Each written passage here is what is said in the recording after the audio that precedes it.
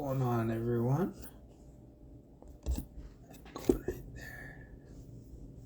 there. Yeah, today we have Mike Adams on, so that's gonna be super excited. We'll see when he pops in. Look at my boy right there. Let's get him going there. Ba ba ba.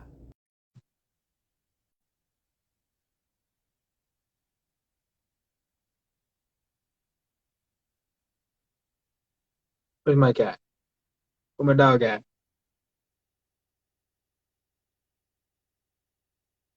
Mike, you there? Oh, there he is. What's going on? Talk. Have you been? I know, man. You been good? You been good? I've been, yeah, keeping well, buddy. It's a long time since our days lifeguarding at Dumbarton. I know, right? We're out here keeping the community safe, and now we got to go out here and do our thing in the real estate game. So that's sweet there. You mind if I just do a quick intro for you? Yeah, absolutely, buddy. First, all right, guys. Well, welcome, Isaiah Henry, First Position Real Estate. Today we have on Mike Adams.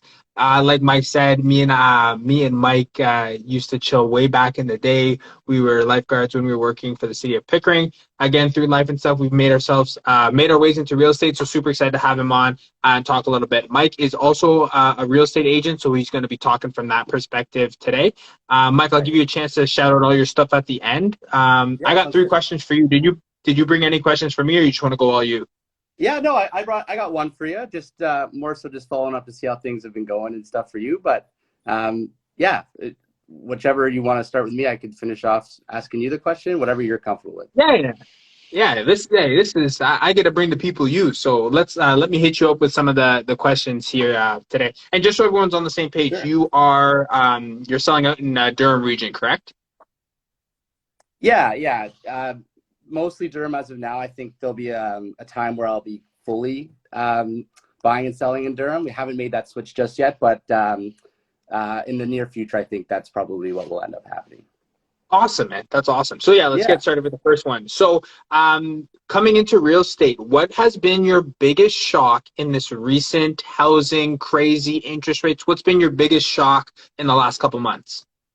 Yeah. So, I mean, in the last couple months, it's just been hectic. I think for sure, January and February were the absolute peak of what's been going on in the last 2 years. But I even want to take it back further. I mean, in the last 2 years in general, I think the thing that really blew my mind was just, the real estate market being as resilient as it has been. Yeah. If you think about really when the first lockdown happened, we didn't really know, what was really going to go down in terms of if real estate was even going to be a thing, if the process was going to change at all. We had no idea. So the fact Yeah.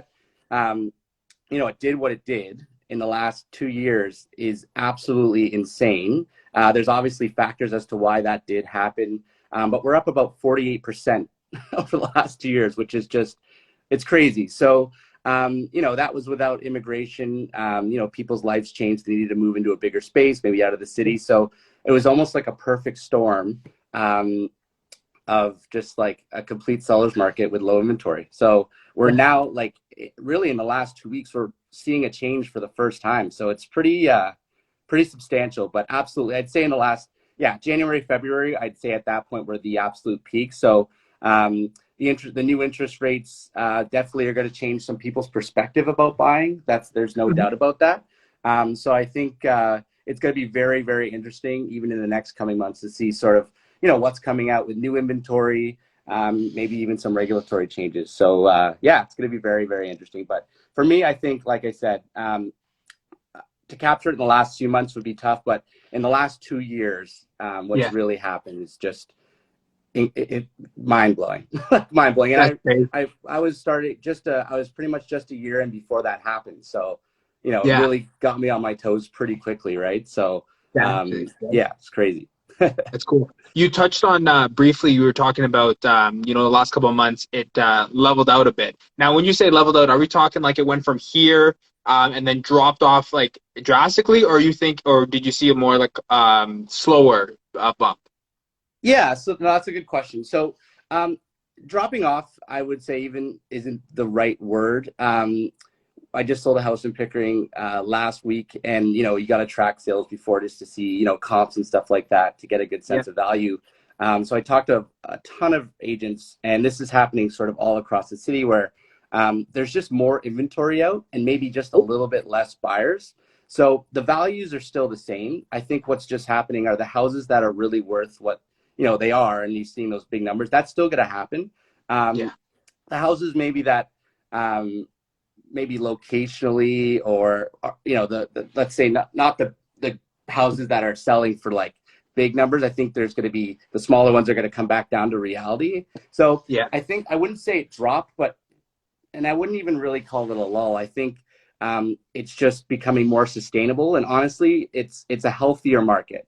What was happening in the last 2 years wasn't. It's not sustainable. So I think it's just gonna just cool off just a little bit. So for buyers, that's a great thing, and I think for sellers, it's just important just to set the tone and let them know what's happening, and give them a fair assessment of what the potentials are for their market, because it's even in the last 2 years, every month's a different market, changes. It always Yeah. fluctuating, right? So yeah, and this is just more of a fluctuation, I would say. So it's you can't sit down and tell someone that it's potentially not going to do what it did January, February, because if you look at it on a chart, we were here, right? So yeah, it's interesting, I guess is the right word, because it's not necessarily going to drop off the face of the earth. I think it's just going to come back down to reality, maybe more similar to like 2019, 2018. Right. Hey, I feel like that is a much healthier market going that way. But you made a great point. I just want to touch on that before you move. You said each month is almost like a different market. I have people sometimes ask me, they're like, why are you in the spreadsheet so much? Why do you run your numbers? I'm like, well, if you're basing decisions today on numbers that were a month, maybe 2 months ago, you're either too far behind or maybe you're out of touch with the actual present market. So I always like to keep Absolutely. numbers like up to date, right? Like again, I'm coming from an investing side, soon to be real estate side. But again, Right. you make a great point. Just gotta analyze the market where you are, but keep in mind what has happened, but you gotta know where you are. So that's a great point there. Let's move Absolutely. on to the next question I have in here. Now Sure. again, as an investor, we can be tough. I'm not gonna lie. I've talked to some realtors. I've been a little bit of a pain sometimes. What That's can you okay. tell me? What can you tell investors about how to be a good client for the realtor? Yeah, I think a good client for the realtor. I think just being on the exact same page is extremely important. So even let me just say it first from my side. I think like I said before, setting the expectations and just understanding what you as an investor, what your goals are, what you're trying to get out of, what you're looking for, and your margins. If we can Yeah, stay, on the same page with those things, it's really, really important. And even from the investor side, like it's not like like a thing that the team likes to say, it's not time in the market, it's not timing the market, it's time in.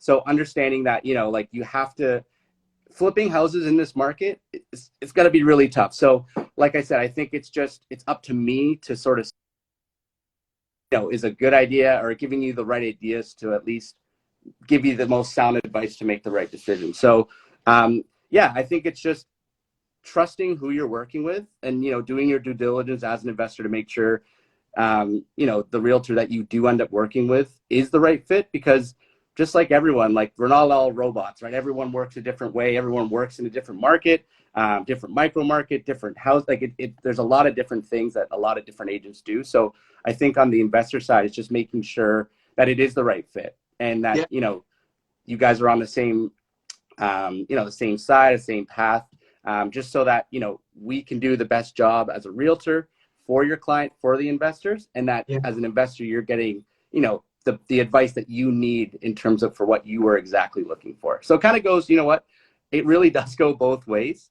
yeah.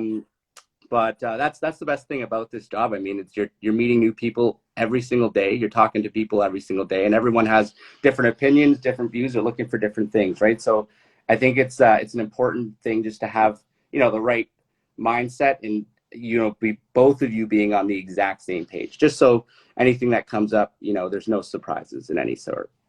No, that's great. I feel like that's one of the better answers I've heard from a realtor. Especially when you said get on the same page from the beginning. Like how I want to do business versus how another investor versus a first-time home buyer versus someone elevating or going up in a house, we're all a little bit different, but setting that Totally. expectation from the front end, is going to save you a lot of headaches, save you a little bit of this. So that's Right. a very good point Right. there. You set the expectation, and our team kind of likes to say that we're pretty brutally honest, and I think you really have to be, and especially in this market, right? I Yeah. mean, it is changing, but in a seller's market, there's a lot of competitiveness going on out there. You really got to set the expectation first to say, listen, this is sort of, a 5-minute picture of where it could be going. Here's the good end, and here's the the realistic portion, and we're going to try to find somewhere in the middle, right? So no, to your point as well, right? Like, yeah, first time home buyers, downsizers, investors, completely different people looking for completely different things, which creates completely different conversations that you need to have. Extremely important. You need to have those, right? So yeah, so it's just a matter of just setting the tone right away, setting the example, and sort of how I like to work, or any realtor likes to work. And that way, right from the beginning, you're on the same path, going in the same direction. That's perfect, man. I couldn't have said it better myself. I'm gonna have to snap that clip right there because more people need to hear that one. So that's amazing there. Now let me get to my last question here. Now I'm not gonna lie, this one's a little bit of a selfish question. So No. as a new realtor, someone like me, coming into the real estate space as an agent, what are a few tips that you have to help new realtors create consistency and success while building their business? Okay, no, that's a great question. Not selfish at all, because God, I asked the same thing 1,000 times to many different agents when I first started, and still do, honestly. Like, you're always learning, and it's always on your toes. Something new comes up every day. But just like the real estate market, the sales cycle does that as well, right? Yeah. So I've had a lot of really good agents tell me that you always, when the sales finish, you help someone buy, you don't want to be coming down, right? So you want to always be following up, always chatting with people, networking like crazy. Yeah. Thank God for social media, that and you're doing an incredible job. Honestly, I gotta get what you're getting on, because I honestly, my social media is not great, so I'm trying to myself make that better. But reaching out to as many people as and just letting them know that you're in the industry, is an incredible way to start. And also just sort of letting them know sort of what you're about as a realtor and as a person as well, right? Like, it is as much as it is an extremely stressful, and could be long process, it's definitely an emotional ride as well, right? So that personal connection is also extremely important. Kind of goes into what I was explaining about before as well, right? Yeah. So yeah, reaching out, following up with as many people as possible, super, super important. And also just knowing the market. If you're working in a micro market, keeping up to date with the stats on a monthly basis is super important to know, because you want to be able to be that source of information for people, right? You want to know what's going on at all times, as much as you can know. So that does take a little bit of time. And again, like, I'm still working on it too, right? But I think for me, that's what I found to be extremely helpful, is just, knowledge is confidence in this job. You gotta be confident in what you're talking about and giving people the right sound advice, which is really tricky. And it's taken me a little bit of time, but it takes everyone time, right? It's a lot of information to know. But yeah, that would be it, man. Like, just following up, reaching out to as many people as you can, and giving people sound advice when needed. Awesome. That's great, and I love it here. And again, we'll talk offline about some social media. Like, I feel this year I've been able to take my business in, like, my personal brand and first position real estate, and move that a little bit more social. Feel like I Right. get a little bit more engagement, and it has helped me generate some leads, in terms of properties as well as investment partners and other investors in the area there. So yeah, we'll talk about that there. But hey, Awesome. that's all for me. I got 3 questions. Did you have one for me before we get out of here? Yeah, so absolutely, very, very basic one, but almost just to follow, because it's been so long. Like, what inspired you to get into real estate? What was your sort of thought process behind getting into the industry? Oh, no problem. So this is actually a really good question. So you come out of university, let's go rewind a little bit. You go to high school, they tell you go to university, get a job, come out, and you'll be good. I'm like, all right. So I go out of university, get a degree, have some fun while I'm there. I get a job. I'm like, perfect. Now what? I'm looking around. I'm like, I thought I thought I did what I was supposed to do. And you realize, you know, you're still in that rat race. You're still doing your thing. I'm like, okay, how can I build wealth, or how can I build a life that I know I want to live? You know, so I write out my goals. I set out my goals. I'm like, hey, listen, real estate is one of the best ways to hedge against inflation. I understand there's stocks, there's crypto, there's so many other investments, and I'm not here to knock those.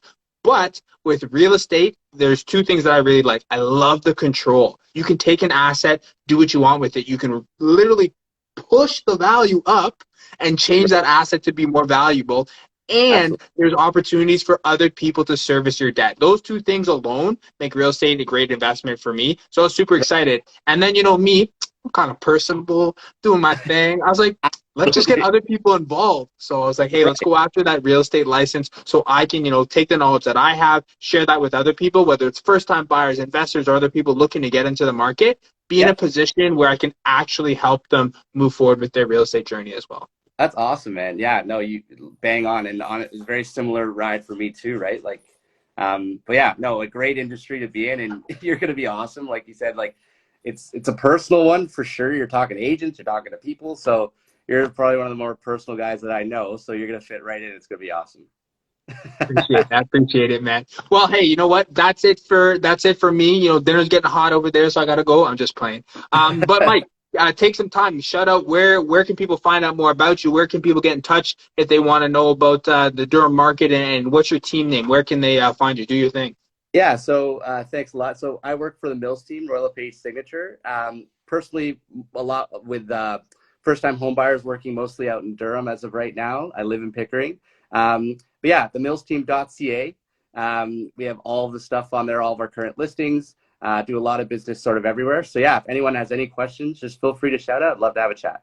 Awesome, man. You guys heard it here first. That's Mike Adams, the Mills team right there. Mike, I appreciate you so much coming on. We'll chat offline soon and we'll stay in touch. I'd love to, you know, be with good real estate people in the area. But for now, it's Isaiah, First Position Real Estate. That's Mike Adams down below. Thanks so much, man. We'll talk soon.